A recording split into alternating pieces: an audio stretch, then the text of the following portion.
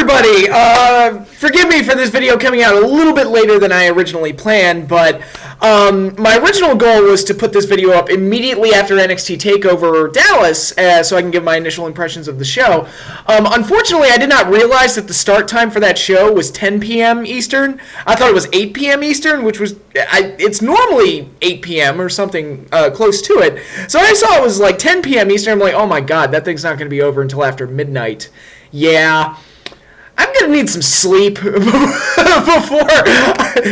than stay up, until like 3 in the morning filming the whole thing. I decided, it's like, you know what, let's get some rest, get some sleep, let me, calm down after seeing the show, and let it sink in a little bit, so I can give more coherent thoughts about it.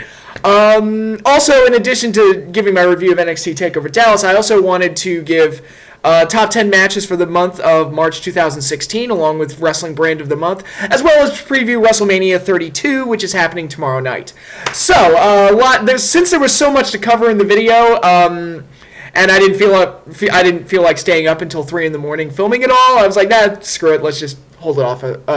Let's just wait a day. And so let's get started with NXT TakeOver Dallas. Show happened last night, and I gotta say it was pretty damn good. Another really strong takeover special from NXT, to the surprise of no one. I mean, the card looked great on paper, and for the most part, they delivered on all the things I wanted. It wasn't a perfect show all the way through, but the stuff that I really wanted to be good was really, really good. So I was really happy about that. But let's get started and go over the entire show. We started off with, let me start off with the pre-show, which had Lita, Renee Young, and Mauro Ranallo doing analysis of all the matches and providing their feedback on who would win and why and all that other stuff. Mauro Ranallo needs to be calling the main show. I know I've made that point before, but that dude is fucking great, and that dude needs to be on main roster WWE calling, like, the main show, like Monday Night Raw, not SmackDown, not the B show that nobody cares about. No, he needs to be on the main show, and he needs to be left to his own devices. I know I ask way too much of Vince McMahon and the WWE by asking for this, but I'm just saying, the dude is flipping great, and he knows how to make matches feel important, whether he's calling them on commentary or even if he's just sitting at a round table in a show like this, just talking about the matches. He makes them sound so important and so larger than life, and injects a sports-like logic into everything that it's just, I get invested in everything he says, and he makes the matches sound so much better than they would if, and I hate to throw people under the bus, he makes them sound bigger and better than it would if Jerry Lawler and Michael Cole were the ones previewing the matches and trying to hype me and sell me on the matches. So, I just wanted to come on here and praise Mauro Ranallo because he's flipping great. So, getting into the main show, we started off with the NXT Tag Titles, American Alpha taking on the Revival, Revival being the champions in American Alpha. My favorite duo of Chad Gable and Jason Jordan gunning for the NXT Tag Titles. I figured this match would be really good, and it was extremely good. Minus one botch towards the middle that kind of threw things off a little bit. I think the Revival was going for some kind of double-team powerbomb spot on Chad Gable, and they messed up the timing, and obviously that led to You Fucked Up chants and even Botchamania chants, which was pretty funny. But, it kind of threw the match off a little bit, but not to the degree that it completely ruined it. And, you remove that one spot, the whole match is great. And I really like the Revival. I really like how they present themselves as kind of this old school style tag team that uses, they rely more on tricks and tag team fundamentals rather than being flashy and having a bunch of high spots in their moveset. They focus more on strategy and cutting the ring off, keeping the legal guy in their corner so he can't make tags or anything, like just little things they would do. Also cheating, which is also something that they're known for. Little things that A paint them as the heel, and B allows them to have really, really good matches. So I'm really impressed with how they've come along as a tag team. And of course, I love How can you not love Jason Jordan and Chad Gable? I'm sorry, they are the most likable motherfuckers on the planet. They're just, oh my god, they just, having them together, they just ooze charisma, and you wanted them to win the tag titles so bad. And after a really exciting tag team match, they did. American Alpha is now the new NXT Tag Team Champions, and I couldn't be happier. It was just, they kept the belts on the Revival long enough, not like Ascension long, but long enough to where it's like, all right, they had a nice run with the belts, and they built their heat, and, they cheated Enzo and Cass out of the title so many times that it set them up for American Alpha to win the belts. And American Alpha, they won the belts. I'm happy. It was great. Excellent way to kick off the show. Very, very good tag match. And I say it all the time, but I love the way NXT does their tag matches. I mean, when you compare it to main roster WWE, which is very, their matches are very formulaic for the most part, not all the time, but they're very like paint by numbers. You're seeing this almost the same match every single time. And then you have other like independent promotions where the tag matches are very spot festy and tornado tag like the Young Bucks, where they just go out there and have a fucking free for all that doesn't make any fucking sense. It was nice to have. It's nice to have good old school tag team wrestling again, and NXT is the place for that, and I kind of like it. So, I was really happy with this match. Second match on the show was Baron Corbin taking on Austin Aries, with Austin Aries getting the victory. Match was okay. It was very basic David versus Goliath type of match. Corbin's coming along well and developing well. He's losing a little bit too frequently, and that's a problem. If the guy's going to be a monster, he can't lose all the time, and I kind of figured that, all right, Austin Aries is making his debut, so Corbin's probably going to lose. But, big power guys like that, they should be protected a little bit more, and, it feels like Corbin loses all the big ones, and maybe going past this point, they could start putting him on a more dominant path, and while also allowing him to grow and develop as a talent, which he's done. Austin Aries looked good here. He looked like Austin Aries. He doesn't look like he's missed much of a beat or anything. The match itself, like I said, was not the most dynamic thing ever, but it was okay. It was perfectly fine. I really liked the finish, the counter for the end of days into the big roll-up that Aries was able to hit. I thought that was really...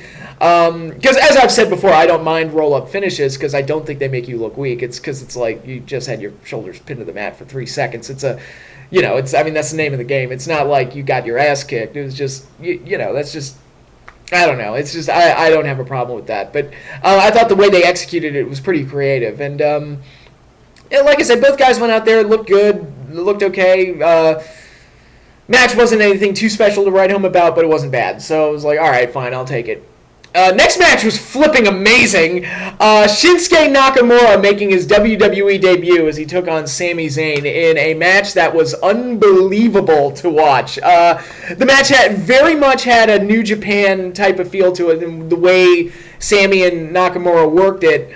The fans were invested in this match from the word go. I mean, from the second the bell rang, they were just going nuts for this, so they were all over this.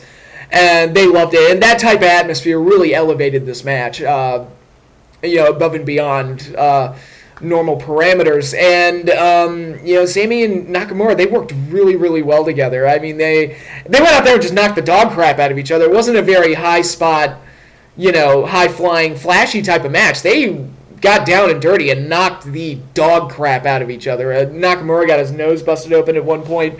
And a lot of the shots when they were trading elbows and trading shots at each other, that got really stiff. A lot of the kicks were stiff. The knees were stiff. It was just a really hard-hitting, down and dirty match. And I really like that type of stuff. So, and like I said, the fans were just fully invested in this match. When they started chanting "Fight Forever," it was like, damn, that's...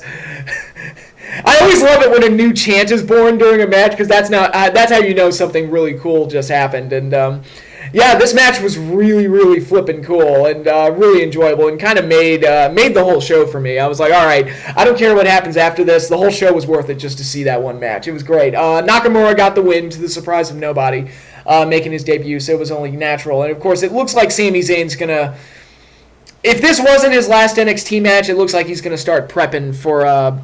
Being moved up to the main roster permanently, which, Sami deserves to be on the main roster for sure. I'm not sure if he's going to get treated as well on the main roster, because I have my concerns just because of WWE's past, but Sammy deserves this, and he deserved the ovation he got when the match was over. Another fantastic match from Sami Zayn, another fantastic match from Nakamura, and if that's only a taste of what we're in for with Nakamura, I can't wait to see more of him, because I'm already picturing in my head the type of matches that we can get out of Shinsuke Nakamura in the WWE. I think it could be a really, really amazing thing, and love this match. Loved it. I'm not sure, because the other Nakamura match I've seen this year was his match with AJ at Wrestle Kingdom 10. I'm not sure which one I liked more, because both are excellent. But, just great stuff here. Easily match of the night for the show. And I think this is going to be a major favorite for a lot of fans who come like the end of the year when we start doing match of the year type of discussions. I think this match is going to come up.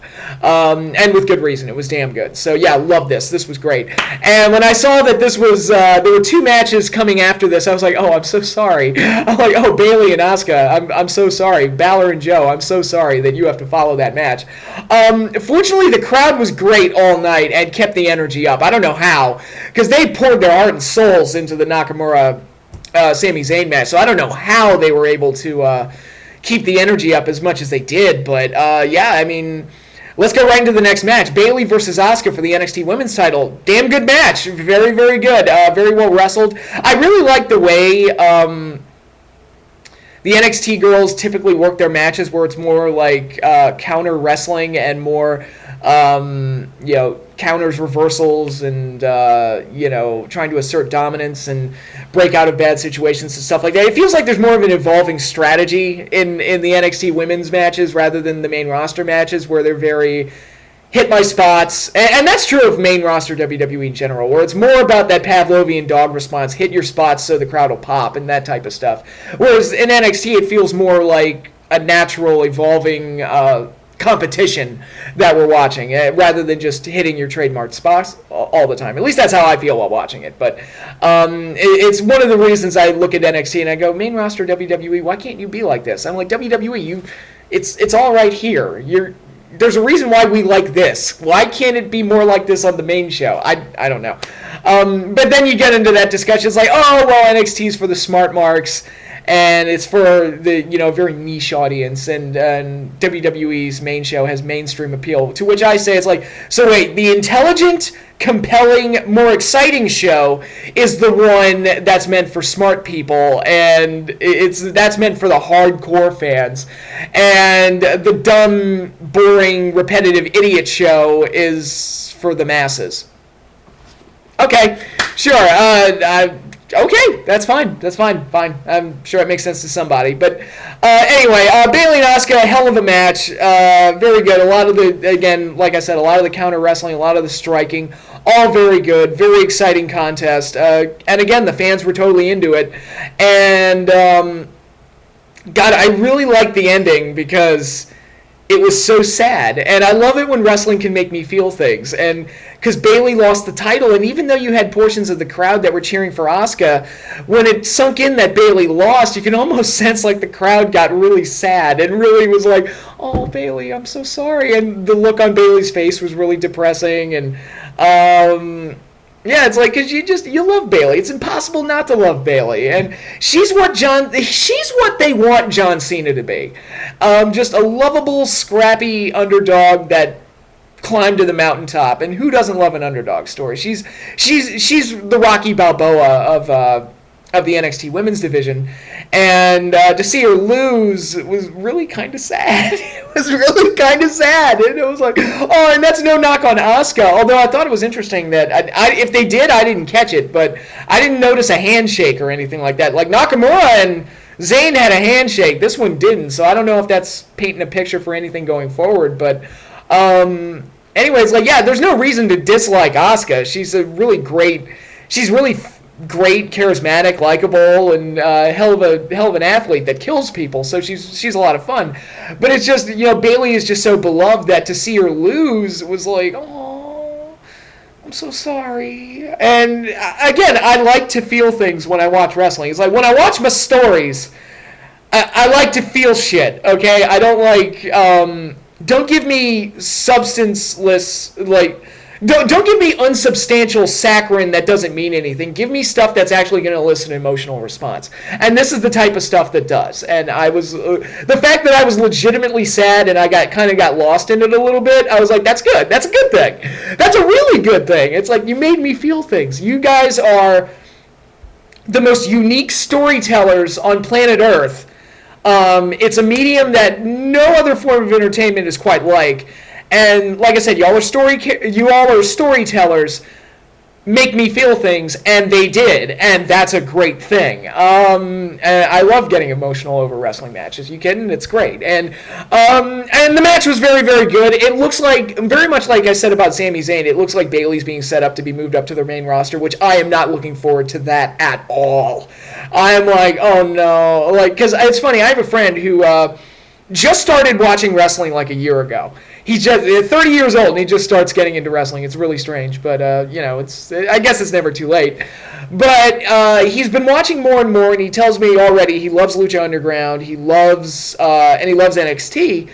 And one of the things he said about NXT is like, wow, Balor and Bayley are great.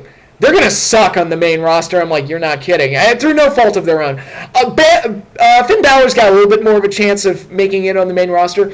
Bayley's going to get screwed over royal. And I can tell you right now it's because they're going to look at her. It's like, oh, she's a hugger. And that's going to be her only defining characteristic. They're not going to let her be the fully fleshed out Bayley that we see on NXT. She's going to be a cartoon character that runs around hugging people, and it's going to be a one-note gag, and it's going to get old, and it's going to suck. I can tell you that right now. It's going to suck. Enzo and Cass, they're great. When they get moved up to the main roster, they're going to turn into the New Age Outlaws, where it's just the same thing every single week, and you'll get tired of seeing it. It's going to be that type of thing. Because the New Age Outlaws, it happened to them. I mean, they were great from like late 97 till about WrestleMania 14 or around the early days of when they joined DX. And then after that, it just all became about the entrance. And it's like, well, this sucks. They're not, because they don't feel like people anymore. They don't feel like characters. They feel like animatronics at Disneyland or something. It's like they just robots that spout catchphrases, and that's not fun. That's not compelling. That's not interesting. And unfortunately that's what's going to happen to Enzo and Cass. It's what's going to happen to Bayley. And I hope I'm wrong. I don't want to be right about this. I want Bayley to have a very successful career. I love her. She's fantastic. And I don't say that to many people in general, but Bayley, I love you. In a totally non-romantic way, just as a performer, you are totally awesome and I love you, but you're going to tank on the main roster through absolutely no fault of your own. It's just, you're designed to fail, and it's a shame. But, so yeah, I got that rant out of the way. So yeah, the women's match was really good. Just getting it out of the way. Women's match was very good.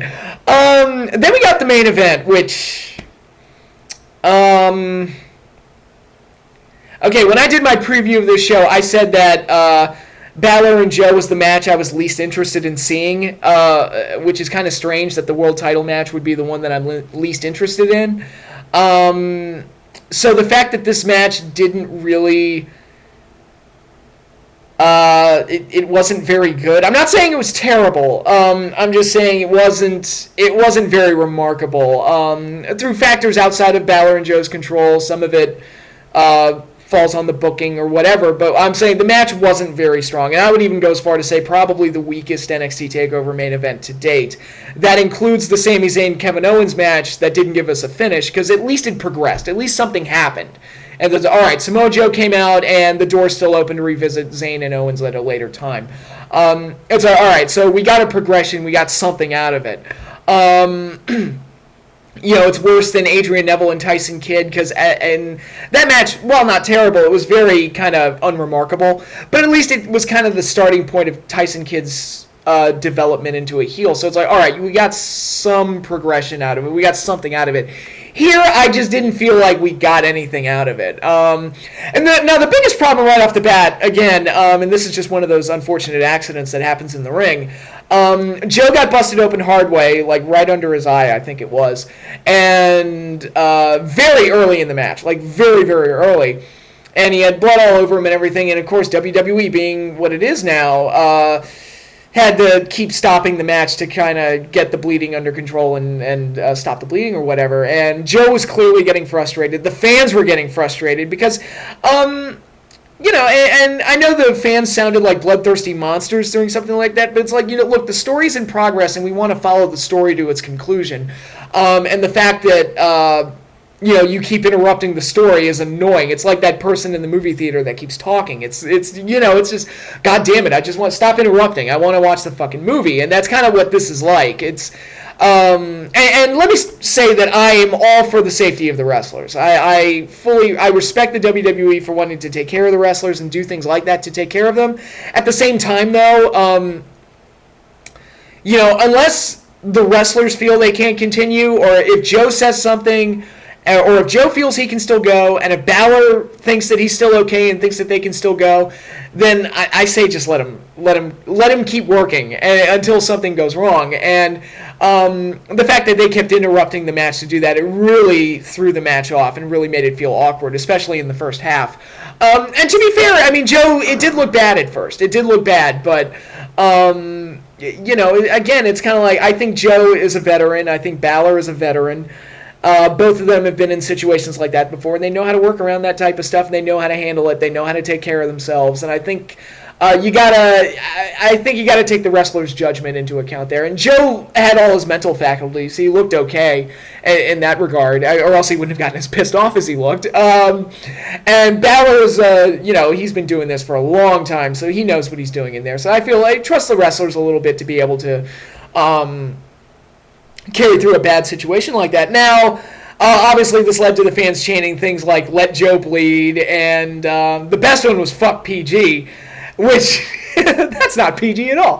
Fuck PG. But anyway, man, I'll say it again. Remember back in the 80s, for you people closer to my age, do you remember back in the 80s when PG films were actually kind of hardcore? I mean, fucking Gremlins is PG, and they talk about, that's how I found out there was no Santa Claus. I mean, that whole scene was dark as fuck. I was like, PG used to be, like, fucking hardcore, and now it's like the new G. But I'll say it again. PG is not the problem. It's how PG is interpreted and how it's executed. And really, this wasn't so much a PG, I don't think, was a PG thing. I think it was more trying to be conscious about the safety of the wrestlers type of thing, and maybe going a little overboard with it. But I don't think it was necessarily a PG thing. And I've made this point before. NXT on the whole is actually more family friendly than main roster WWE. It's a lot, I would say so. If you watch the show week to week, I think it's a lot more family friendly than the main show. And it doesn't matter. It's good. It's like, I don't care if it's fucking, you can curse up a storm, you can be super violent, you can have tits hanging out or whatever, or you can do none of those things. I don't really care. Are you good? That's all that matters to me. And so anyway, I just wanted to cover that. But even if you take that out of the equation, I still wasn't a huge fan of the main event because Balor just won. And it's kind of like, and I know I picked Balor to win, and I know I that was one of the reasons I wasn't super excited about this, because I was like, there's probably not going to be a title change, and we've already seen the match. We already saw it at London. The match we got here wasn't different enough, and it didn't progress anything, and nothing was accomplished. So why even do the match again? Like, that's my whole point. You basically just told the same story twice, and that just feels like a waste of a main event to me. And you probably would have been better off closing with Nakamura and Sami Zayn. Personal opinion, but I mean, that was the true main event of the show anyway. Again, I'm not saying the match was terrible or anything. I'm just saying it was wildly like the big fuck up with the the blood and having to stop the match. That was more memorable than the match itself. Match itself, like I said, I felt like we saw this match already in London, and we got the same exact result with no progression and no development, no nothing. It was just kind of like, oh, Balor wins again. And it's like, oh, okay. I mean, I don't want to do the whole LOL Cena wins thing or LOL Reigns wins or anything like that. It was just like, oh, so you just did this match just for the sake of doing a rematch. And it wasn't like there was a lot of heat on this heading into the match, where it's not like the story had really grown and developed past the London match to the point that you'd really want to see Balor beat Joe again. I mean, not really. It was just kind of, it felt almost like a throwaway main event. Hindered even further by all the the match interruptions from the medical team and all that stuff. So, yeah, not the best main event. I would even say weakest part of the show overall.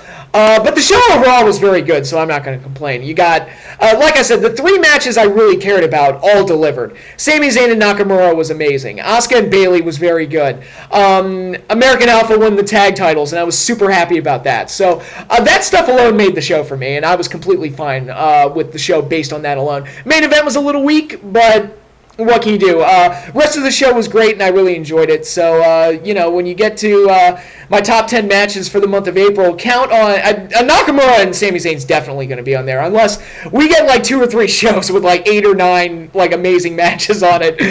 You can pretty much count on Sami Zayn and Nakamura being on there. American Alpha versus Revival might be on there, depending on how the rest of the month goes, and Bayley versus Asuka is likely to be on there too, again, depending on how the rest of the month goes. But yeah, so another exciting takeover special from NXT, and I'm a happy fan because of it. Now, before I jump into my WrestleMania preview and predictions, let's go over my top 10 favorite matches for the month of March 2016, as well as my favorite wrestling brand for the month as well. I have the list pulled up. Let's put on the old spectacles and look her up. Okay, at number 10, I have The New Day defending the WWE Tag Team titles against Y2AJ from the March 7th episode of Raw. One of the things I liked about this match is that it was probably AJ Styles' best showing so far as like showing off the different things that he could do, especially like the backflip into the inverted DDT, which looks sick as fuck, and you know, springboard 450 and a lot of the other things that he did. And it actually felt like, all right, Y2AJ at least got some build up as challengers where they won a handful of matches to get up to the tag title shot against the New Day. And the end result was actually a pretty damn good match that led to character development where Chris Jericho, after Y2AJ lost, Chris Jericho turned on AJ, blaming him for the loss and then setting the stage for their WrestleMania match. So it's like, all right, you built up challengers, they didn't win, and then you got character development after the match. So it's like a lot of basic stuff that was executed fairly well, which, you know, WWE doesn't get the basic stuff right a lot of the time. So I'll give them credit whenever they do. Number 9, Kurt Angle versus Bobby Lashley from the March 8th episode of TNA Impact. This was Kurt Angle's farewell match from TNA. It's hard to believe he had actually been with TNA almost a decade, longer, like much longer than he was with WWE, which is kind of shocking to think about. But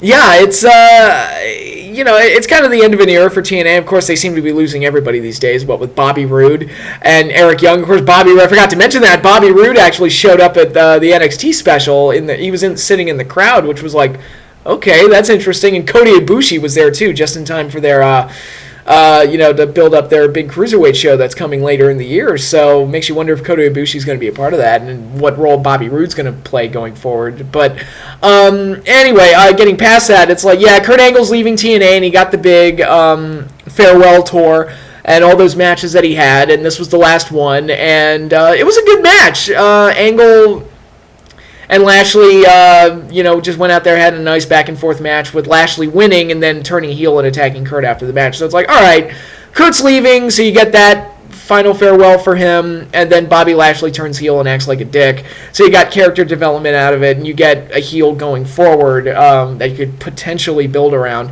assuming TNA knows what they're doing, which that's a crapshoot. But in any case, I did enjoy the match, and it was Kurt's last match in TNA, so it had some significance to it. So I was like, all right, I can go with that.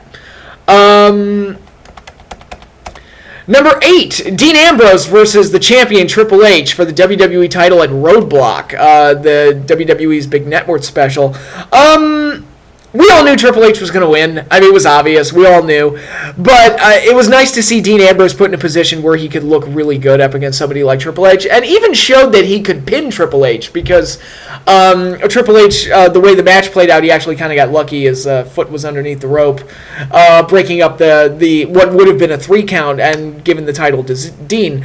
So it makes you wonder if they're going to revisit that at some point later in the year, where Dean can claim that he can pin Triple H and wants to have a rematch with him, or for maybe to get a title shot or something, because I don't expect Triple H to hold the belt post-WrestleMania. But again, I'll cover that in the WrestleMania preview. But I thought the match turned out really well. I thought it turned out about as well as it possibly could, given that we all knew Triple H was retaining.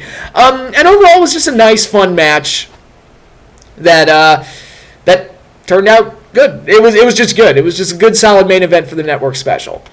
Number 7, The Revival versus Enzo and Cass for the NXT Tag Titles, also from Roadblock. Great tag match, just really, really good. Again, it really helps when you have like guys that work so well as heels, and then you have Enzo and Cass who are so likable and so lovable, and you want to see them win the tag titles. And it was also great to see an NXT match on a WWE show, on like a main WWE show with a larger crowd, larger than normal crowd, or at least for NXT anyway, and to see how well received the whole thing was. It was really good, and just great stuff. Just a really excellent tag team title match. I was really happy with it, and of course it set up the Revival for their eventual fall at the Takeover special. So a lot of good stuff on display here. Really, really good. Number 6. This is a weird one. Trevor Lee versus the champion Roy Wilkins in a no DQ, no time limit, no holds barred match for the CWF Mid-Atlantic title. Wait a minute, let me see if I can... Okay. The CWF Mid-Atlantic title from CWF, their March 9th episode that was posted on YouTube. The reason I'm putting this match on here, because...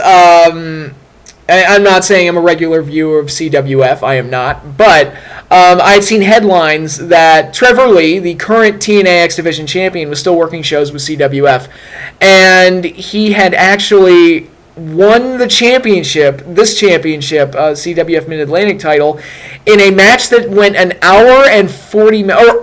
an hour and 40 minutes long against Roy Wilkins. And I read that, I'm like, I can't even picture that. Because not only is that such a physical strain to do that, not only, I'm like, God, they must have been so tired after something like that. The crowd must have been exhausted, because I can't imagine like staying with a match like that for an hour and 47 minutes or however long it was.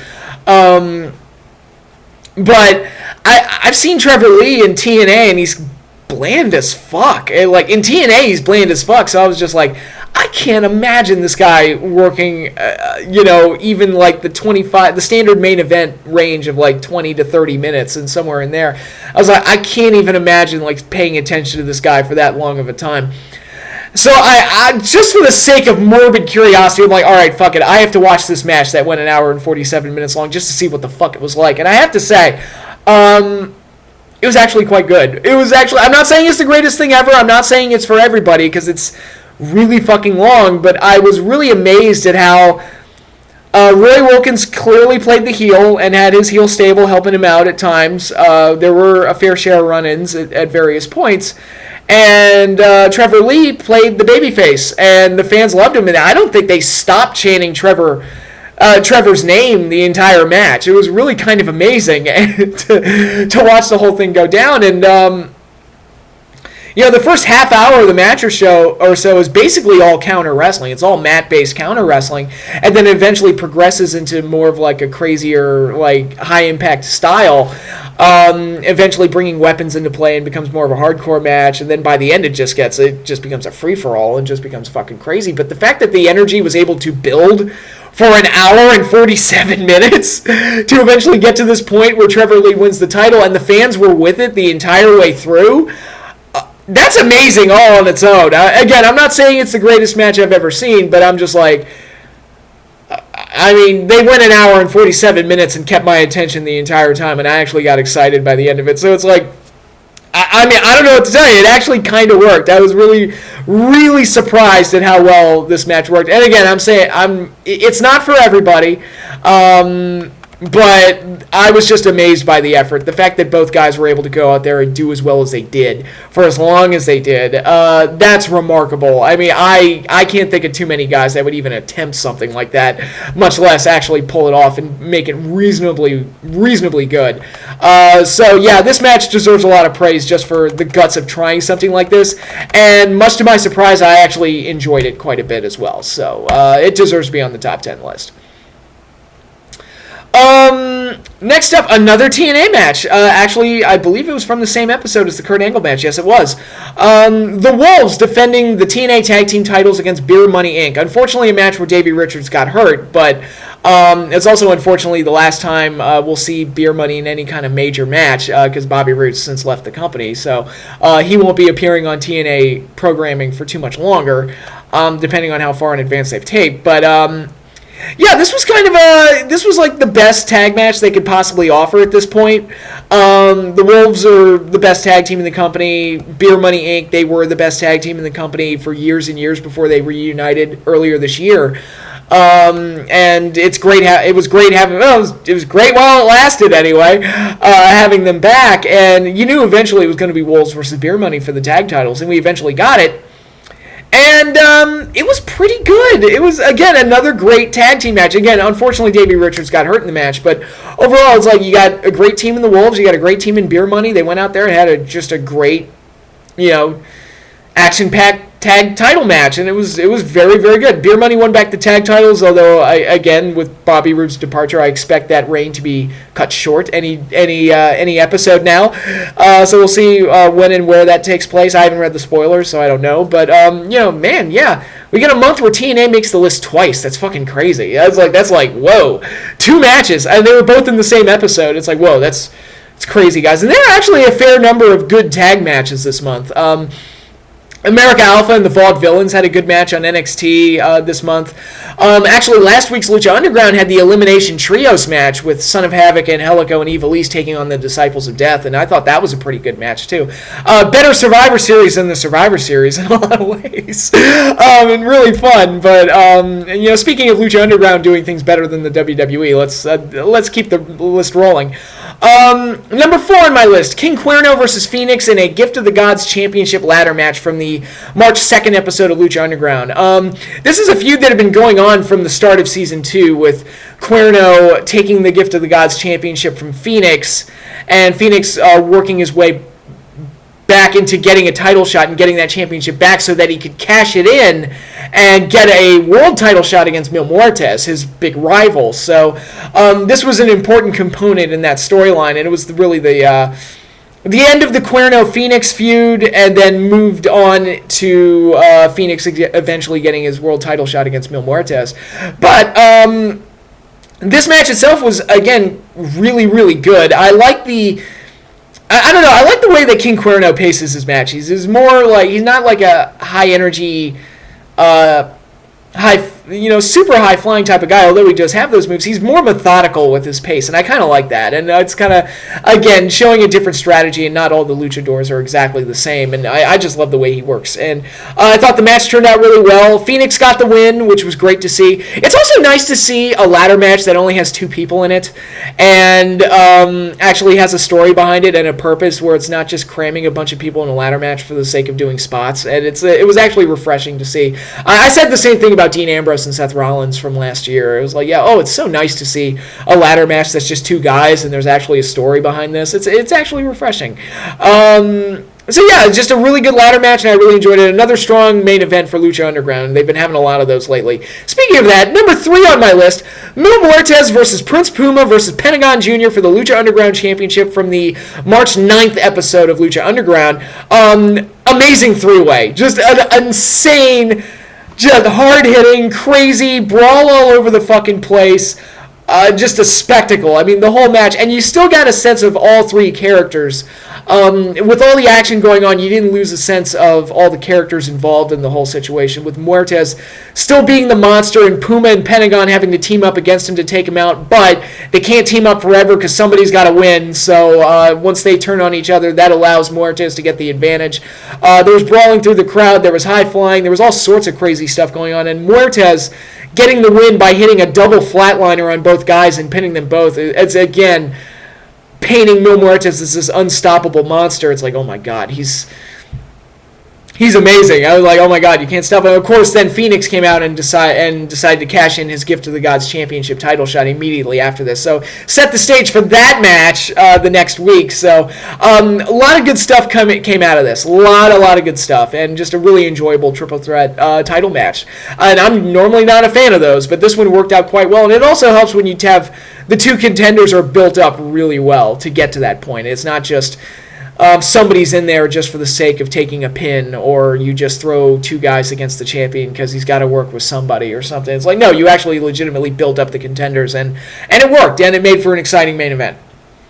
Number 2, the Aztec Warfare match for the Lucha Underground Championship from the March 23rd episode of Lucha Underground.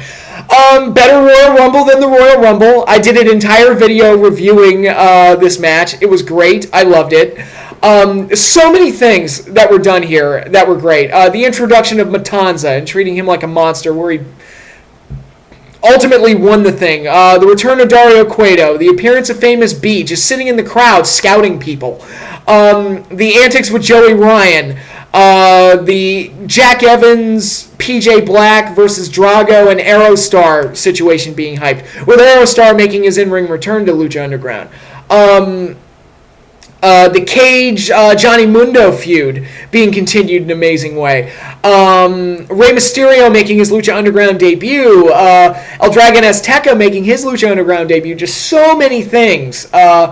And it all worked, and it was all booked perfectly, and it made for a very exciting hour of television, and just an excellent all-night-long style of match that was just amazing, and it was just great. And you got so much out of this, from character development to payoff to a new direction with Matanza being the champion, to introductions, returns, high action, tons of action.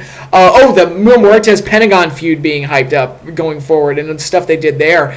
Just a lot of great stuff going on in this match, and it was amazingly exciting, and just awesome stuff. And like I said, better Royal Rumble than the Royal Rumble. So actually, one of the reviews I read said that this match was better than any Royal Rumble match in the last decade, and I'm like, yeah, that might be true, but it was damn good. But match of the month goes to another Lucha Underground match. They kind of ruled the list this month. Muertes defending the Lucha Underground Championship against Fenix, who cashed in his Gift of the Gods Championship to get said title shot. These two have been feuding, I believe, since just after the Aztec Warfare match from Season 1, maybe even a little bit before that. I'd have to go back and watch. Oh, no, I'd have to go back and watch Lucha Underground again. Crazy. I was like, who wants to do that? But, yeah, this is a feud that's been going on. They had the first Grave Consequences match. They had that death match where Muertes powerbombed Fenix to hell. But Fenix has always been the one. He's sort of like Mil Muertes' kryptonite. He's been the one that's been able to take down Muertes whenever it mattered most. So you knew that he was more of a threat to Muertes than, say, Prince Puma or Pentagon, just based on his history and his success against Muertes.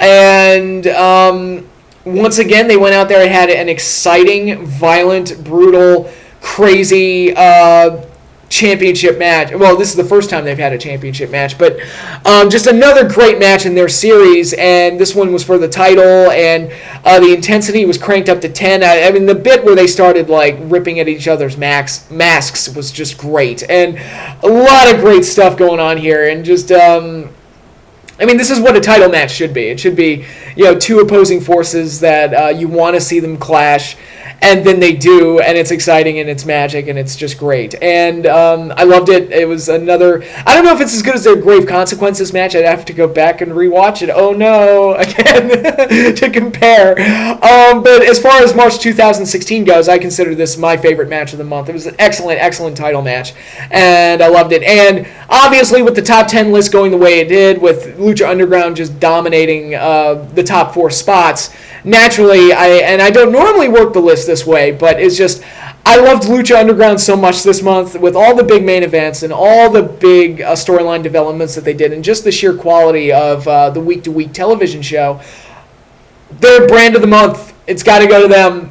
Second month in a row, I believe. So, yeah, it's the show has been great. I mean, the show's been amazing, and now that Dario's back, and now that Matanza's the champion, we've got a bunch of stuff to look forward to from this point going forward. So I'm really excited about it. I think we're in for some really good stuff, especially as we get closer to Ultima Lucha. I think we're going to start seeing a lot of great stuff and a lot of great payoffs. So I'm happy with the direction of Lucha Underground. Season 2's been great, and here's hoping for more great stuff from them going forward.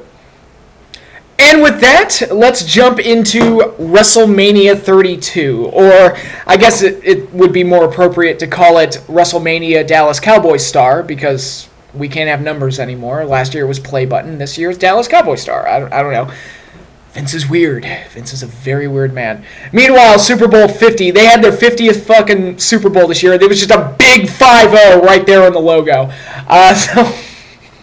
Okay. Sure, Vince. Yes, numbers make you look old. Okay. Fine, whatever you want to do. Whatever you want to do. I won't challenge it. But any case, WrestleMania 32.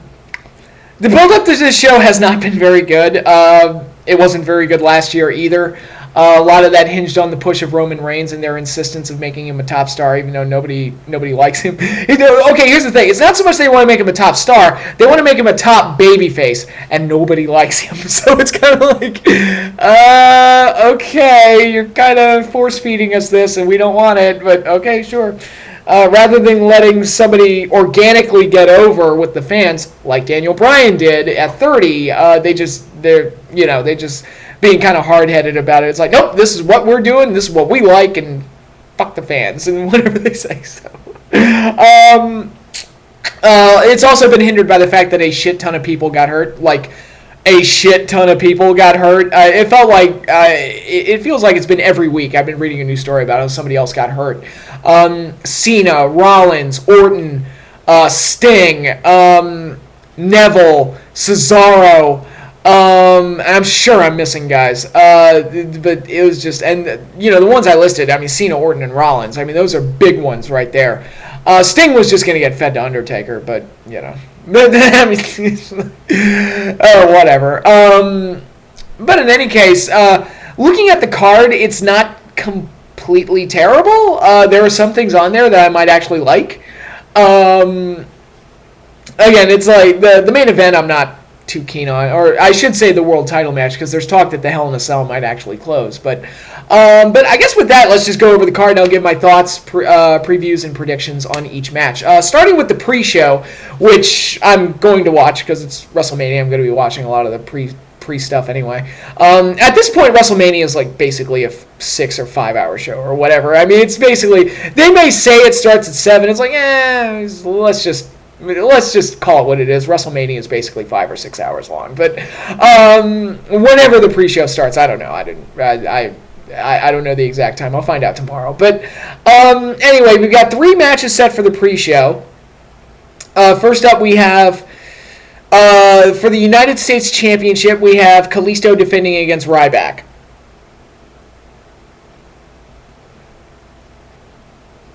Can we just say that Ryback is one of those guys, like a Kane or a Mark Henry or a Big Show, where they keep turning him heel and face so many times that I just don't care anymore? Like, can we officially file Ryback under one of those guys?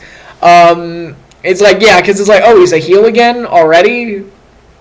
Okay. I mean, Lex Luger used to get made fun of for that a lot back in the day. I'm like, dude, I mean, Luger looks like practically stable compared to a lot of the guys today. But whatever. I mean, just whatever. That's all I have to say about this. Whatever. I'll pick Kalisto to retain because I don't even know why. I just am. Then we have a 10 women's tag match. The Total Divas, which is the team of Natalya, Paige, Brie Bella, Alicia Fox, and Eva Marie, who's a babyface now. That's adorable. Taking on Team Bad and Blonde, Naomi, Tamina Snuka, Emma, Lana, and Summer Rae. Why are Paige and Natalya friends again? I mean, a lot of the stuff they were doing about 6 months ago or whatever that was, that got pretty intense. I'm like, wait, so they're just buddies again? They're just friends? Okay, we're just supposed to forget that all that ever happened. Also, why is Lana targeting Brie Bella? I mean, they may have explained this. I don't know. So if they did, please tell me. But like, why is she targeting Brie Bella specifically? Is there a reason? Do we know? Like, what's the story there? Why is Eva Marie on the babyface team? Why did she get moved up to the main roster over some of the other girls in NXT who are clearly more ready? Like Bayley, like Asuka, who admittedly, it's like, all right, those two play more of an important role to the women's division in NXT right now, so they probably need to stay there. But what about Carmella? I mean, Carmella's a lot more, I mean, she's a lot more polished than fucking Eva Marie is at this point. I mean, come on. So, God, what else is going on here? I don't even know what to say. Like, I don't even really know what to say about it. It's like, all right, so this is another one of those matches that was booked to hype the TV show Total Divas, and I really hate that Total Divas determines matches that gets booked on any card, whether it be Raw or another pay-per-view or WrestleMania, even if it's just the pre-show, because it's like the whole point of Total Divas as a show, and admittedly, I've only watched 1.5 episodes of Total Divas.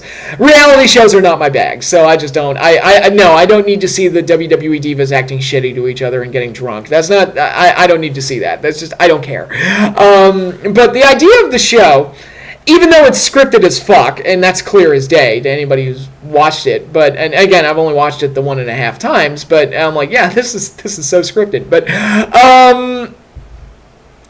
the whole point of the show is that that's supposed to show the divas' personal and professional lives outside of the, like, when the show's over or when the show's not, what we don't see while watching Raw. That's what really goes on behind the scenes among the performers, and this is supposed to be like their real lives and stuff. And that's fine. It's another one of those reality TV shows. That's fine. I just don't think a show that is based around what's supposed to be the real personal lives of these performers is somehow dictating future storylines on the main show, because it's kind of paradoxical that the show that's supposed to be reality is somehow dictating how events play out on the show that's supposed to be scripted. And I'm like, okay. Sure, and I probably already put way more thought into this match than was necessary, but I'm just like, it's a mess. I don't really care who wins. The Total Divas will be my pick, I guess, but again, I don't really care.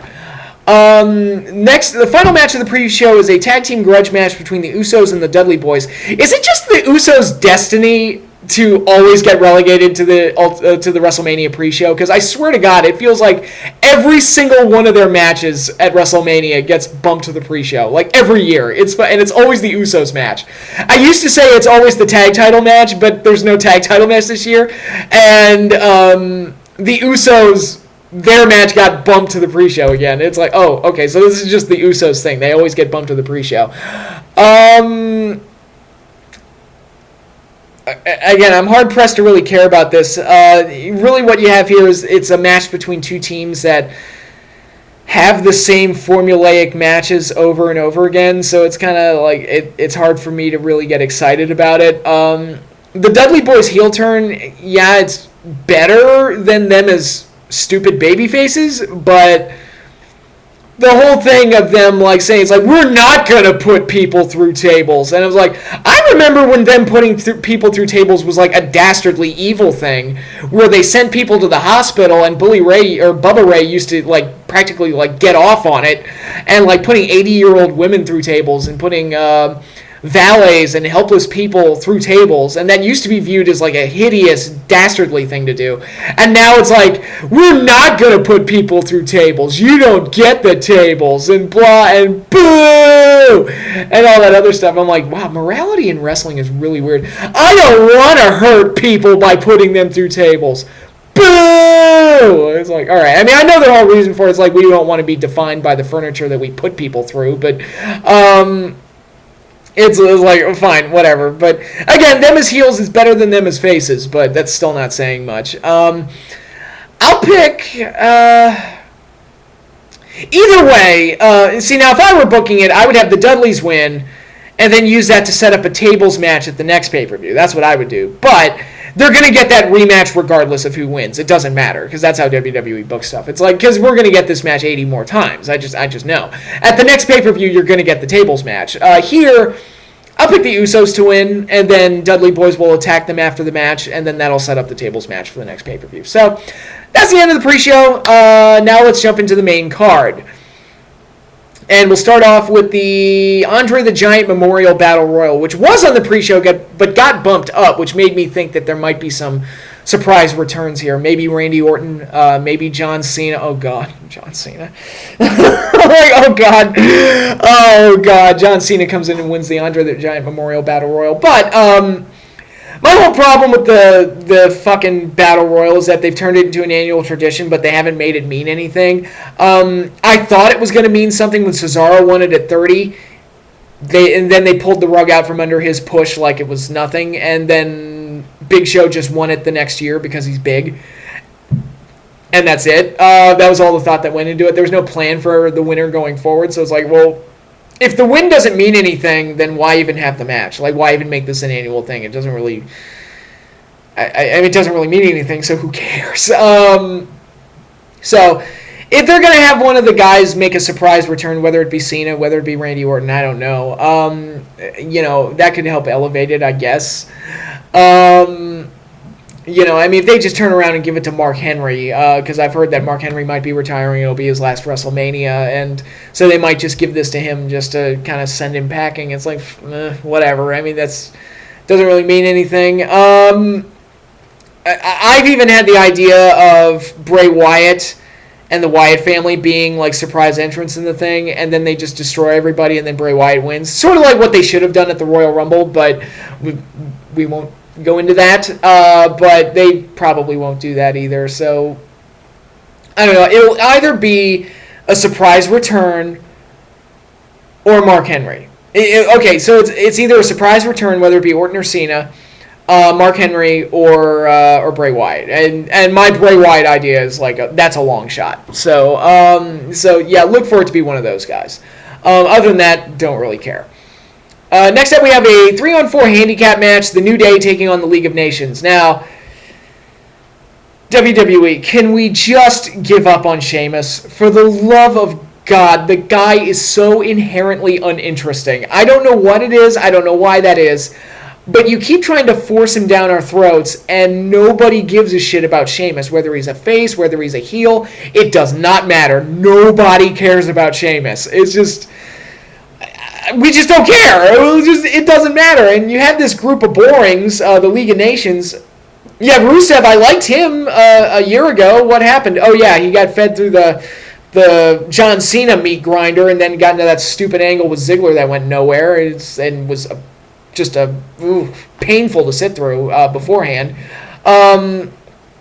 So he got ruined.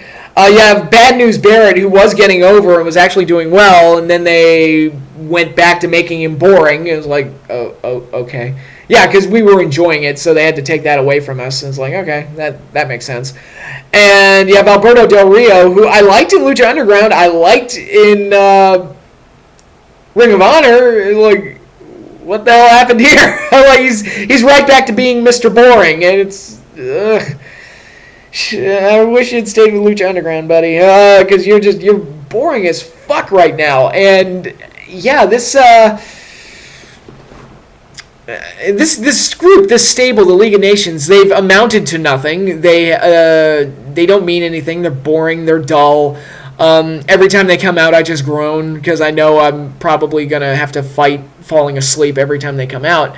And the New Day are the complete opposite of that, although I keep waiting for them to get ruined because now that they're baby faces, it's like, oh god, the writers are going to get their hands on them and ruin them. It's going to be bad. It's going to be bad. It'll be Santino Marella all over again. And but in any case, the New Day is still working right now. They're the most over act of the two. They're the more interesting and colorful act of the two. New Day goes over. There's no debate here. I'm like, New Day better go over. I don't care if they're outnumbered or not. I'm like, you find a way. And I wish they had done an angle where maybe New Day would try to get a fourth partner to help them even the odds against the League of Nations, but yeah, whatever. But yeah, New Day by hook or by crook, they go over. That's how this should be booked. Anything else shouldn't even be on the table at this point, because the League of Nations are so boring and so lifeless right now that I don't even think it's worth fixing. I think it's like, just stick with the New Day. Just keep on running with the New Day. We'll all be happy. I can see League of Nations winning it and then getting a tag title shot out of it, but I would prefer if they didn't do that. Just don't even extend this. Just kill it here at Mania, and then let's just move on to something else. So there's that. I'm trying to remember, what are some of the... there's the Intercontinental title ladder match. Let's see, you got Kevin Owens defending against Sami Zayn, Stardust, R-Truth, no, not R-Truth, Zack Ryder, that's who I was thinking of, Sin Cara, The Miz, and Dolph Ziggler. Am I the only one that's getting sick and tired of these ladder matches? I'm serious. Am I the only one that's getting sick and tired of these things? Because my God, it's just... It's so, like... It's like they're not even trying to write compelling stories anymore. It's just like, oh, we have a bunch of guys, let's just put them in a ladder match, and we'll make it for the IC title, and then we'll just... It's like, all right, I miss the days when you would actually, like, write stories around the IC title and try and get build-ups around the IC title that didn't just involve cramming a bunch of bodies in there. I just... because we got this last year! I mean... Come on! I was like, what? We have to have these car wreck ladder matches at every WrestleMania now? I'm like, fuck. I don't care no more. I mean, I got sick of the Money in the Bank matches, but at least those have a prize that means something and has an impact on storylines going forward. This is just like, it's just another IC title match with no substance to it. They're going to go out there, and these guys are, and I feel bad for them because they're going to go out there and they're going to kill each other, trying to generate all these high spots to create some kind of a highlight reel for this thing, and you'll forget about this match within a week because it will look like every other ladder match that's ever taken place of this kind, where it's just a bunch of bodies in a car wreck, and I'm just sick of it at this point because it's almost become an excuse not to tell stories and not to have good feuds and not have strong characters. It's just, I mean, look at the guys in this match. You got Zack Ryder, Stardust, and... let's start with those two, Stardust and Zack Ryder. When was the last time those guys won any matches before... Because Zack Ryder just beat Jericho not too long ago, but that was after he was put into this match, and they're trying to justify putting him in it by having him win matches now. But... I mean, who the fuck... How many matches has Zack Ryder won? Have they had him go... How many times have they had him go over? At all in recent memory? Not many is the answer to that question. Stardust, I couldn't tell you the last time I saw Stardust win a match. It's been a really long time. He went through that period where he got fed to Titus O'Neil every week. Of course, poor Titus got suspended, but whatever. You got Dolph Ziggler, he loses way more than he wins. Miz, he loses way more than he wins. Sin Cara, he's the less successful Lucha Dragon. So it's like he's the Lucha Dragon that's not Kalisto, and yet somehow he's on the main card and Kalisto's not. It's like, I don't know. So it's like, yeah, you got a bunch of losers here that are just in this match for the sake of having bodies in a ladder match. And then you have Sami Zayn, who does have a history with Kevin Owens, who does have an open-ended storyline that never got a conclusion from NXT with Kevin Owens. They did the surprise entrant in the Royal Rumble with Sami Zayn, where it's like, okay, this is the starting point where we're going to get... All right, Sami Zayn, he appeared at the Rumble. Now he can start making appearances on the main roster, start winning matches, start cutting promos, start doing bits to bring the main audience up to speed on what happened in NXT. They haven't done that. They just kind of say, oh, these two have a history in NXT. They used to be friends, and now they're not. And they don't show any of the history between the two to kind of make this match a little bit more substantial beyond just... because right now Sami just feels like another guy that got thrown out there. Because all he's done really is interfere in Kevin Owens matches, and they haven't really provided the proper context for who Sami Zayn even is. And they just thought it would be better to cram a bunch of people into a ladder match instead of actually completing and telling that story. And I look at this match and I'm like, it should just be Owens and Zayn, because really, like, you look at this match, I'm like, I can't see anybody else besides them winning this thing. It's going to be either Owens or Zayn that wins it. So other than that, it would be insane. So it's just Owens and Zayn and then 5 people that you made look like losers. And now all of a sudden we're supposed to care. Okay. Sure. And I'm just really sick of these type of ladder matches. Can we just go back to one-on-one stories for the Intercontinental title and matches that actually mean something and feuds that actually mean something? I mean, the Savage Steamboat match didn't need 17 other people thrown into it in a ladder match, Like, Shawn and Razor at 10 wouldn't have been better if you had 5 more people in it, It's just, guys, come on. Get back to Wrestling 101 here. It'll be better. It'll be better for everybody. And I'm not trying to talk certain guys out of a WrestleMania spot, but you could just as easily put them in the Andre the Giant Memorial Battle Royal. It's like, oh, that's only for 20 people. It's like, so what? Put 30 in there. It's like, what's the difference? I'm like, who cares? And it would probably be because they're not going to get to do much. None of those guys are probably going to win the ladder match, so whatever. They're just placeholders anyway. If they're just going to be placeholders, might as well put them in a match where they're safer and less likely to get hurt. But my God, I just don't. This is just lazy. I mean, it's just lazy, I think. And it won't reflect in the reviews of the show. It won't reflect in the star rating, the star ratings, because people will say, oh, they went out there and had a car wreck, and it's fine. But, there's just no substance to it, and that's the problem. It's just... And they had a chance with Owens and Zayn. They didn't take it, and it's like, all right. Because nobody wanted that. I mean, absolutely nobody wanted that match. And it was totally not in the realm of possibilities to start putting the storyline components in place back in January when Sami Zayn was entered into the Royal Rumble. It's just whatever. So like I said, prediction, it's either going to be Sami or Owens. I'll go with Sami, but whatever. It's just it's a whatever match, and it'll probably look identical to the match they had last year. That's my take on it. But and by match, I mean the ladder match from WrestleMania 31. It's just I just wish they'd try a little harder on the creative side of things rather than just going back to this old bag of tricks. It's like TNA constantly doing Ultimate X matches. Like, we took 6 people and we put them in an Ultimate X match. It'll be great. And I'm like, no, it's just a unsubstantial spot fest that doesn't really mean anything, involving a bunch of guys that I don't really care about because you've given me no reason to care about them. So those are my thoughts on that. Next up, we have the Divas Championship on the line in a triple threat match. Charlotte with Ric Flair in her corner, defending against Sasha Banks and Becky Lynch in a 3-way. This match could be pretty good. I think this could be one of the sleeper hits of the show. It's really amazing for all the mistakes they made with the Divas Revolution from the get-go. And I even did videos talking about it where it was like, man, I feel like I'm just watching the same old shit every week. It's just the same tag match every single week with interchangeable components, and the girls aren't really being allowed to flesh out their personalities or anything. They're just having matches.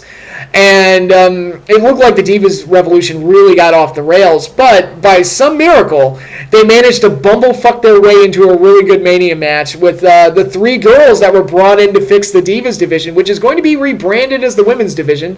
No complaints here, because I always felt the term diva was kind of stupid. But, the 3 girls that were brought in to fix the division are now in the top spot at WrestleMania. I'm like, okay, cool. And it was really actually kind of well done how they got to this point, and I'm kind of excited for this match. Anybody who saw their work in NXT knows what they're capable of. If they can generate a match that's even half as good as some of the matches they did in the Takeover specials, I think we're in for a treat here. I think we're in for a big sleeper hit, one of the better matches on the show. Again, if they're allowed to do that. Especially with the title being rebranded, I'm almost certain that Charlotte's dropping the belt. It's going to happen. I'm leaning towards Sasha Banks to win it. I can also see Becky getting it and kind of completing her plucky underdog story, but I think Sasha's going to take over and be the new crown jewel of the women's division. And then eventually Becky will feud with her and probably win the title after a feud with her. So, but in any case, I think all three girls they're in a pretty good position to actually deliver one of the better women's matches in WrestleMania history, which is not too hard to do. I mean, if you look at the best women's matches in Mania history, it's like Wendy Richter and Leilani Kai from 1, just for the star power that was involved. Not much after that. Like the 3-way at 19, Mickey and Trish at 22. Maybe if you want to count mixed tags, like the one at 14. Like other than that, there's not a whole lot else. There's not a whole lot of great women's matches, but in WrestleMania's history. But this one has an opportunity to be better than the norm and possibly even the number 1 best women's match in WrestleMania history. So, best of luck to the girls. I'm counting on a title change here, and hopefully they're able to deliver something special for the card. So, let's see. Then after that, we have AJ Styles taking on Chris Jericho. AJ Styles' big WrestleMania debut. I would be more excited for this if we didn't already see the match 3 times. I feel like they're kind of spamming this, but in their defense, they did build up Jericho's heel turn. I thought turning Jericho heel definitively was a good move because he was not working. He sucked as a babyface. So he's been a lot better since the turn, and I think the match could turn out really well. Their other matches turned out well, so I think this one will turn out to be pretty good as well. I would hope that AJ would go over because it's Jericho, and there's not a future with Jericho, and because this is AJ's first WrestleMania, you would think it's like, all right, AJ's got to go over here, right? But what happened last year was Sting, so who knows? You never know. I'll pick AJ to win it because that's what they should do. But I would not be surprised if Jericho went over and pissed everybody off. But we shall see. I'm counting on AJ winning, though. And I think the match could turn out really well, too. So, again, here's hoping. No holds barred match. Dean Ambrose taking on Brock Lesnar. I'll be honest, I think this could be the best match on the show. I think this could be a lot of fun because it's a unique pairing. It's Brock Lesnar being put up against somebody he's never had to work with one-on-one before. It's a no-holds-barred match, so they're going to do all sorts of crazy shit with it. And with the stuff they've done on TV to build it up, they've got, they had Terry Funk giving him the nod by giving him a chainsaw and Mick Foley giving him the barbed wire bat. And those are weapons that Dean Ambrose could use to to level the playing field against Brock. Because it feels like a no-holds-barred match is the only situation that somebody like Dean Ambrose could match up to somebody like Brock. And actually, my good friend Eric Clancy made the comparison that this match should be like Hulk versus Wolverine, where you got Brock Lesnar, who's the Hulk, who's this big, unstoppable mass, but you've also got Dean Ambrose, who could be like the Wolverine, who takes a lot of punishment but keeps on coming. So I think there's going to be a very natural chemistry there. Although I have no idea how the fuck you're going to work a chainsaw into a match. I mean, we saw Finn Balor do it with his entrance at TakeOver, the whole Texas Chainsaw Massacre reference, but I'm not sure how a chainsaw is going to be worked into this match, but we'll see. It'll be interesting. For some reason, I'm picturing Brock Lesnar doing his entrance and a chainsaw coming up under the stage and Brock falling through like Looney Tunes style. But again, we'll see. One thing that does kind of intrigue me about this match is you've got barbed wire baseball bat that's been built up. You've got a chainsaw that's been built up, which again, I don't know how the fuck you're going to work that in. But it gives me like this idea that they're going to step outside the PG parameters a little bit, which Brock has been allowed to do. Brock has been allowed to have more violent matches than normal. Nobody tries to stop Brock's matches whenever there's blood. I've noticed that because I'm sure Brock would hate that. But so I think this match has the potential to be a lot of fun. Huge show stealer. One of the better matches on the show. It would be great if Dean won. I'm going to pick Lesnar because I think they're going to want to keep him as being that unstoppable, unbeatable force of nature. But I would mark out like a bitch if Ambrose won. But we should see. It should be a fun ride either way. I'm expecting this to be really good. Then we've got the Hell in a Cell match. Shane McMahon versus The Undertaker, which many people have speculated might even close WrestleMania, which... Okay. So the stipulation is that if Shane McMahon wins, he gets to take over Monday Night Raw, And The Undertaker is retired from WrestleMania forever, so that gives Undertaker motivation to just completely destroy Shane. I've already said about the build-up that they've kind of given fans a false impression of what Shane McMahon was. He was a daredevil, and he was certainly brave and tough, but not in the way that they're making him out to be, where it's like, oh, Shane could beat the crap out of Undertaker. It's like, he's the most formidable opponent Undertaker's ever had. And I'm like, the Shane McMahon that I saw when I was younger was a guy that, you know, always had like a shit ton of interference or had some master plan or would be like a daredevil and would just fling his body out there to try and get an advantage. He was never like a legitimately tough guy because he spent most of his wrestling days getting his ass kicked more than anything else. I mean, that's just, so I feel like they're kind of giving fans a false impression of what Shane McMahon was. You know, also it's kind of like, and some people have brought this up. It's like, all right, we've got WrestleMania, and this match, the match with the boss's son and the 51-year-old is probably going to close. And I'm like, yeah, that's a thing. That's a thing for sure. But, you know, I expect this match to be a 3-ring circus. I expect there to be a lot of outside interference. In a match that's designed to not have outside interference, I expect there to be a lot of outside interference. I've already got ideas floating in my head, like the League of Nations will probably run out. John Cena will probably get involved. Some people have speculated that John Cena is going to help Undertaker win. Help Shane win. And then that'll set up Cena and Undertaker for later in the year. I've heard speculation that Sting is going to help Shane win and finally get rid of the Authority as revenge for what happened at the previous WrestleMania. And then also set up Sting and Undertaker for down the road. I personally would mark out if the Mean Street Posse showed up. That was one of my favorite gimmicks from the Attitude Era. You have no idea. So yeah, I think the match will be like a complete, you know, wacky races, cartoon, just 3-ring circus. It's sort of like what Vince and Shane was at 17, where it was just kind of, and it was good, it was very good, but just all the bells and whistles you could possibly imagine just being thrown out there to make it all work. And I think that's what you're going to get here with this match. Yeah, who goes over?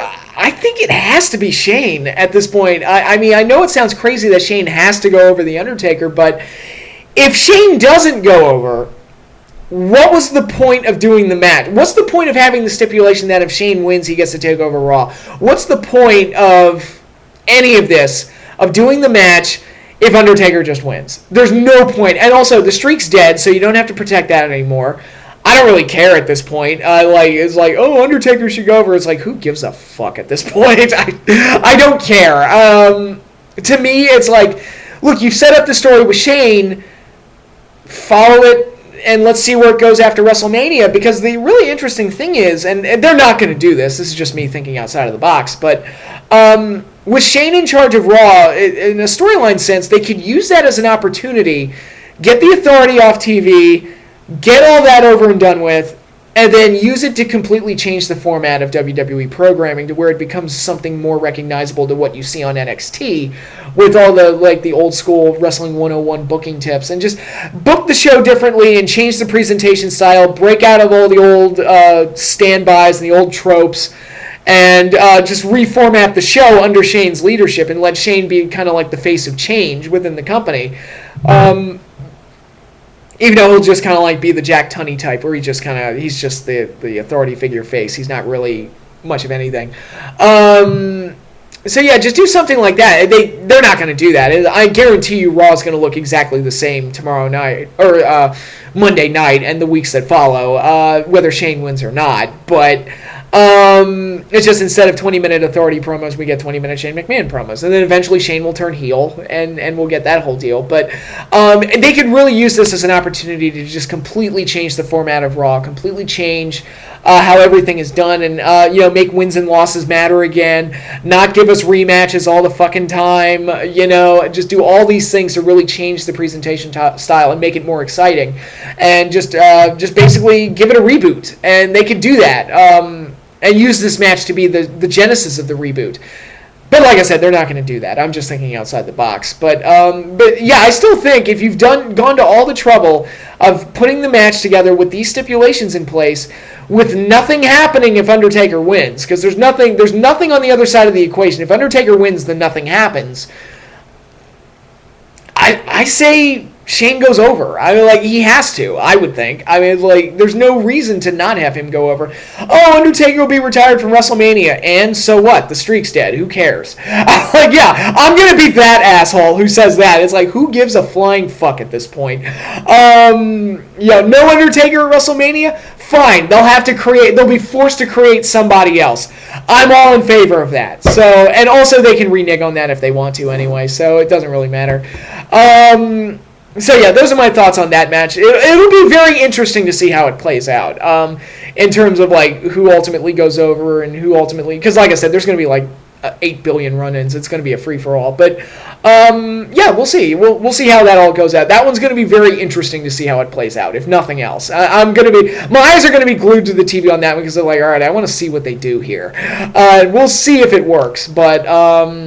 Yeah, I do count on Shane doing something a little crazy. Hopefully nothing too crazy, like Foley level crazy, but again, we'll see how it all plays out. And then we have the main event, well, the WWE World Heavyweight Championship match, which was recently made into a no DQ match, which whenever that happens, that's always like, that's in the Attitude Era, they did it all the time because that was kind of the nature of the era. It's like, okay, the fans are bloodthirsty monsters, and we'll just give them a no DQ match so we can do whatever we want. Nowadays, whenever I see a no DQ stipulation thrown in, it's usually to kind of make up for a match that they know is going to suck. So it's like, all right, we know that this isn't going to work, so let's just make it no DQ so we can cheat and have weapons and all sorts of other things, which, okay. Like, all right. I mean, you're going to be going up against a no-holds-barred match and a Hell in a Cell match with, like, all sorts of crazy shit in it, so I don't think it's going to... Again, it's like, this match probably shouldn't close, because it's probably setting itself up for disaster, but, Triple H versus Roman Reigns, see, there's no good option here, because it's either Roman wins, which nobody wants, or Triple H wins, which would bore the fucking shit out of me. So it's like, I have no horse in this race. And that makes me not care about the match. Now, I've heard people throw around some ideas of the stuff they could do. One idea that I heard was that they could have Seth Rollins make his return here, and Dean Ambrose come out and help, and reform the Shield, and help Roman Reigns win, and then later explain that Seth got mad at Triple H for taking the title while he was gone. It's like, oh, you used my absence as a way to step back into the spotlight and blah, blah, blah, and do that whole thing. And the Shield was formed to keep the WWE title within the Shield. So you'll see Roman Reigns and Seth Rollins and Dean Ambrose all fight each other for the title and try to set it up so that they're the only ones fighting for the championship. It's like, keep the belt within the Shield. And that'd be an interesting thing to try. And I think a Shield reunion would be like a huge mark-out moment to close the show on.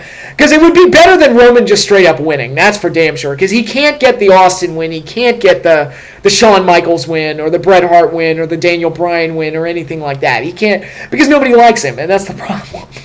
It's just, I mean, that crowd's going to be merciless to him. I'm letting you know right now, that crowd is going to be fucking merciless to him.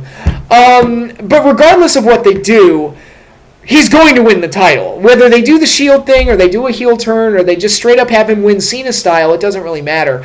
Roman Reigns is going to walk out of WrestleMania 32 the champion, and we'll see how it all plays out going forward from there. But they just...